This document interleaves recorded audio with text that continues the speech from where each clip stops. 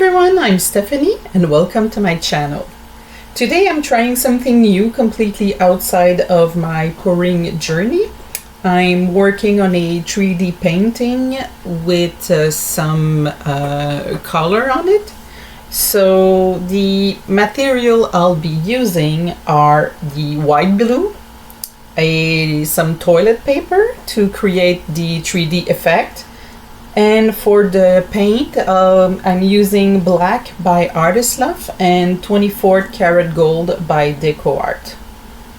I'm inviting you to subscribe to my channel to follow my art journey and hit the notification bell to never miss a new video.